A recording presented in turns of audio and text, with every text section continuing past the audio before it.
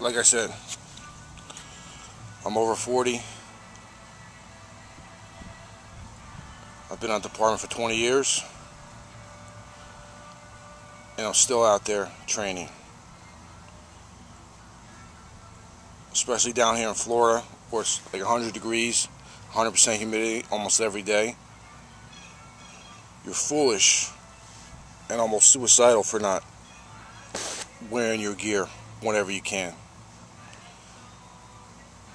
You should pump the truck every shift, fly the stick every shift, and wear your gear every shift just to put it on. I can't tell you how many people I've seen, from probies to captains to 30-year guys, who put their gear on and they have it on for like less than 1 minute and they seem miserable because they're not used to it. They're not used to that feeling. They're not used to that first feeling of suffocation and heat. It takes your body time to get used to it, and unless you train with it and unless you use it while you're straining yourself, you're not going to know the limit that you can take yourself in that gear.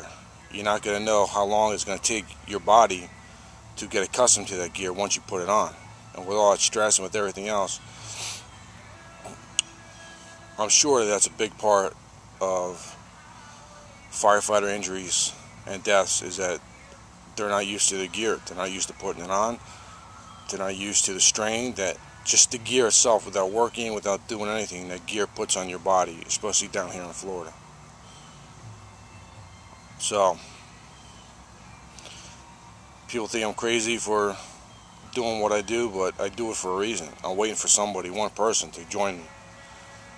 One person to say, hey, I'm going to try that. I'm going to do what you do. I want to put my gear on.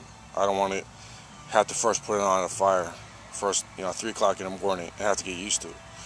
If you don't know your gear, how it fits around your knees, how it fits around your waist, how hard or easy it is to put your boots on, your gloves, that's how you get injured, and that's how you get hurt, because you start getting stressed, you start getting nervous, your blood pressure goes up, your heart rate gets up. You're not thinking because you can't even bend over in your gear. You can't even crawl in your gear. I should know. I'm a big guy. That's why I do what I do, to get used to my gear and to know the limitations of my gear and myself.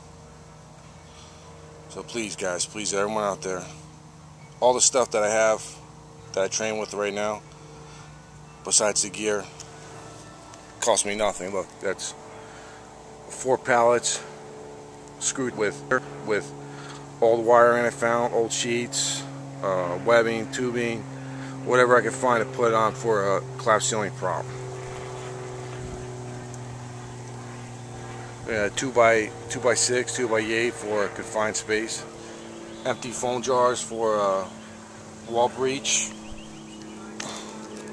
And a little table for the Denver drill and for VES drills. Guys, you gotta get out there and you gotta train. Train to know yourself. Even if you have to train by yourself, I know it's dangerous. But if you feel uncomfortable around other people doing it, if you want to, you have the whole entire station can be used as your training facility. If you got stairs, use the stairs. If you have a bay, use the bay. Pull the trucks out, use the bay. Turn the lights off, whatever. Just please, guys, get out there and train to protect yourself, to protect your brothers, and the memory of 343 brothers who died for us, and for your family, so you come home safely.